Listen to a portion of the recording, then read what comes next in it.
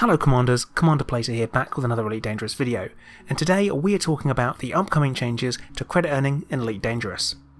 Before we go any further, if you do enjoy the video, please hit the like button and consider subscribing for future Elite Dangerous content. So, how is credit earning being rebalanced? Well, according to Frontier, things may be a little bit more complicated than a simple nerf this and buff that.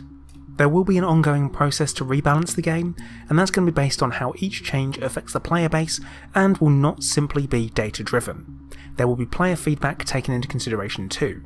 So what that means is they won't simply go, right, let's halve this, that's fine. They're going to look at our feedback, how many credits we actually earn once that's happened, and how it's going to have an effect on us as a player base. Why are things being changed? Well, we have been given a reason, and it is. Elite Dangerous has seen a lot of changes since its release in 2014. Among many other aspects of the game, these changes have affected the core gameplay elements and how players earn credits. Over time, we will have made some balancing adjustments. These elements have inevitably grown out of sync. The key thing being changed is what earns the best credits, and the message is being skill, effort and risk are all being considered so that fair rewards are given. I know there's a lot of concern that mining will simply be nerfed into the ground, but this doesn't seem to be the case at all. Some activities will have their earning rate reduced and others increased, which to be honest sounds pretty positive and will hopefully move away from the simple "need any credits, just go mining" situation that we're currently in, and leaves us in a just playing the game will help you earn enough to enjoy it. The balancing act is important as some players have carriers to run and others just have a sidewinder. Progression is an important part of Elite Dangerous and it does need to be balanced so it's not too fast or too slow. Frontier have recognised that mining and combat really seem to be the poster children for problems with credits in Elite Dangerous at the moment. The low effort laser mining really has the top earning spot, whilst bounty hunting in a resource extraction site is a real slow earner. So to start off, the rebalance will be around mining, and this is coming as early as next week after this video was put live. We have been given an idea of what changes will look like, and this comes with some good and some bad. The following commodities are going to be having their maximum sell prices changed.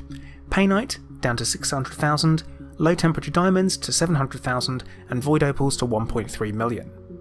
Other trade commodities gained through core mining will also be getting a buff, and this is to represent the skill involved extracting these materials.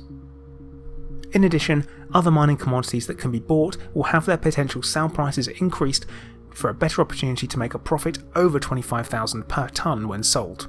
Quick note here, Frontier are referring to that 25,000 plus per tonne as a strong profit. Of course, we have to mention the issues with the pulse wave analyzer here, as without that being fixed it's going to be causing some issues for players and their earning, as it's hindering the ability to locate the cores in which to extract those big earning commodities from. Frontier are currently working on this. The way prices are currently offered is going to be changing too.